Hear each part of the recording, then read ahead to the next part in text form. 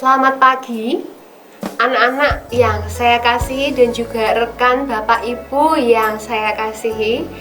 Hari ini kita akan mendengarkan renungan yang berjudul Menjadi Pribadi yang Bertanggung Jawab. Renungan diambil dari Yosua pasal 1 ayat 1 sampai 9. Yosua pasalnya yang pertama ayat 1 sampai 9. Sebelum kita membaca Alkitab, mari kita berdoa. Tuhan, terima kasih untuk pagi hari ini kami boleh kembali diberikan kesempatan untuk merenungkan firman Tuhan. Tolong mampukan kami mengerti firman Tuhan yang boleh disampaikan pagi ini, dan terlebih kami boleh mengerti bagaimana kami boleh mengaplikasikan firman Tuhan ini dalam kehidupan kami sehari-hari. Berikan kami kerendahan hati Tuhan, berikan kami hikmat-Mu. Terima kasih ya Tuhan, berbicaralah, kami siap untuk mendengar. Dalam nama Tuhan Yesus kami berdoa, amin.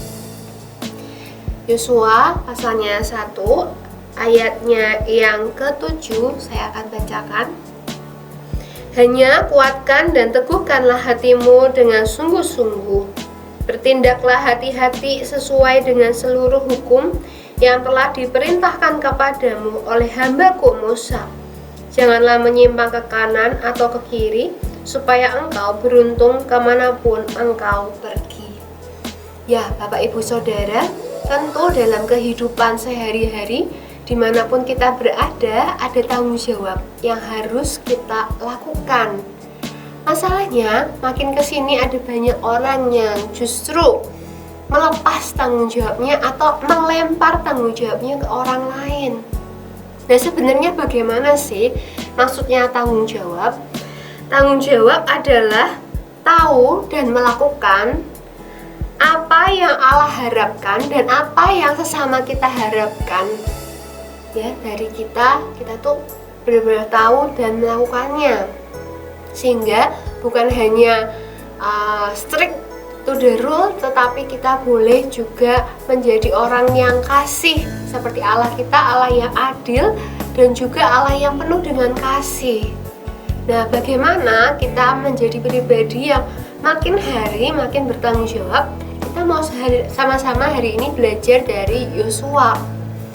Yosua di pasalnya yang pertama ini dalam kondisi menggantikan Musa yang kita tahu tuh benar-benar menjadi pemimpin yang fenomenal ya.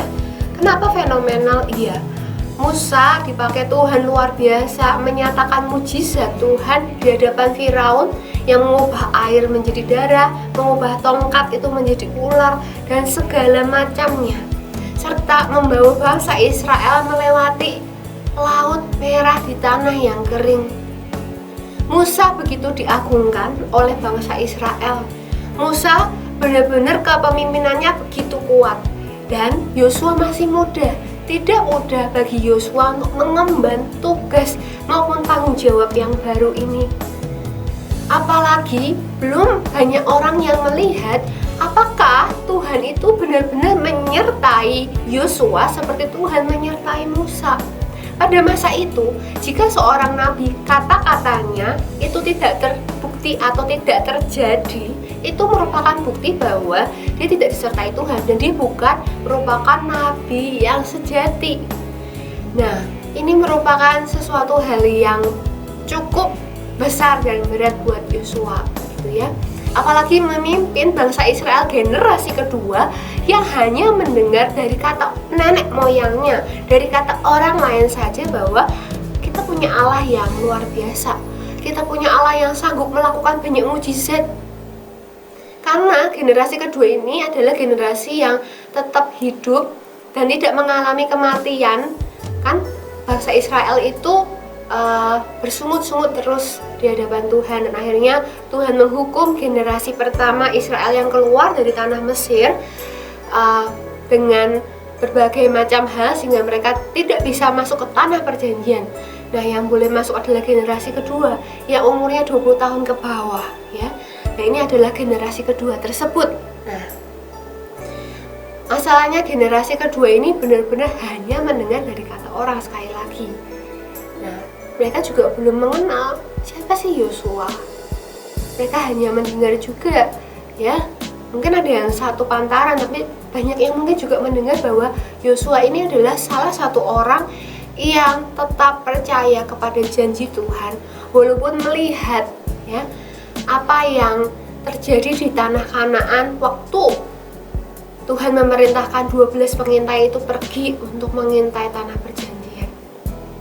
Nah, tetapi Allah di sini berpesan kepada Yosua bahwa Tuhan atau Allah ini akan terus menyertai Yosua sama seperti Allah itu menyertai Musa.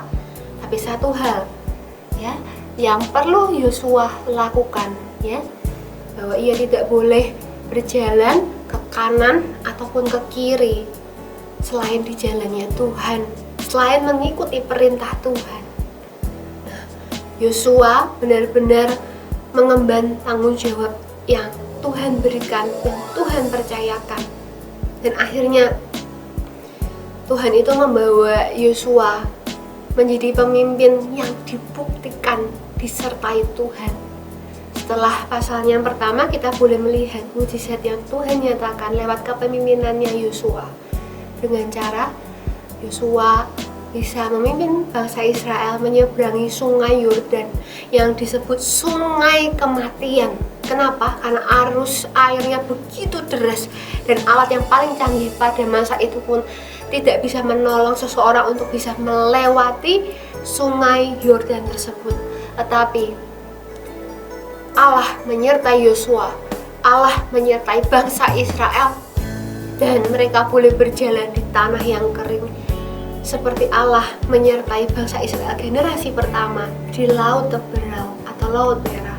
Kini Tuhan pun menyatakan janjinya bahwa ia tetap menyertai bangsa Israel dan Yosua pemimpin yang baru ini untuk bisa menduduki tanah perjanjian, yaitu tanah Kanaan.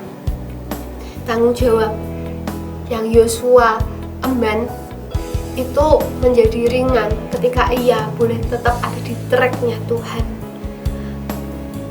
Tanggung jawab yang Yosua emban bisa ia lakukan bukan karena Yosua itu pribadi yang kuat, bukan pribadi yang bijak, tetapi hanya perintah Tuhanlah yang menjaganya untuk tetap menjadi pemimpin yang dipakai Tuhan luar biasa. Anak-anakku dan juga rekan-rekan guru yang saya kasihi, maukah kita menjadi pemimpin-pemimpin di masa ini seperti Yosua yang memimpin bangsa ini untuk boleh mengalami mujizat Tuhan yang luar biasa, untuk boleh mengalami siapa Tuhan kita yang hidup ini. Bapak, Ibu, Saudara, dan anak-anak yang saya kasihi, mari sama-sama kita berjalan di jalannya Tuhan, tidak menyimpang ke kanan ataupun ke kiri, dan percayalah Tuhan akan terus menyertai. Sekalipun di dalam lembah kekelaman, Ia akan tetap menyertaimu. Ia akan tetap memegang tanganmu sekalipun kita tidak tahu jalan ke depan akan ada apa. Bahaya, rintangan mungkin itu tetap ada, dan setiap orang percaya tidak imun akan semua hal-hal yang mengecewakan, hal-hal yang membuat kita sedih, sakit, penyakit. Tapi ada janji Tuhan, Tuhan menyertai, Tuhan berikan kekuatan, Tuhan akan terus memberikan damai sejahtera yang melampaui segala akal, dan kita akan bisa melewatinya. Dan sampai akhir hidup kita boleh memuliakan Tuhan. Dan seperti Yosua, di akhir pasal Yosua ini boleh mengatakan, aku dan seisi rumahku, aku akan tetap melayani Tuhan yang hidup. Amin. Mari kita berdoa. Tuhan, terima kasih untuk renungan pada pagi hari ini Tuhan. Terima kasih kami boleh diingatkan, kami boleh menjadi pribadi yang bertanggung jawab, bukan hanya di hadapan sesama kami manusia, tetapi juga di hadapan Tuhan. Dan itulah arti bertanggung jawab. Kami mau mengucap syukur untuk keselamatan yang Tuhan berikan. Kami ucap syukur untuk setiap pengorbanan-Mu di atas kayu salib yang Tuhan sudah lakukan karena kasih-Mu yang begitu besar bagi setiap kami. Tolong kami Tuhan untuk menjadi anak-anak yang menghidup identitas kami yang baru. Identitas sebagai anak Tuhan dan bukan budak dosa. Kami mau hidup penuh dengan tanggung jawab.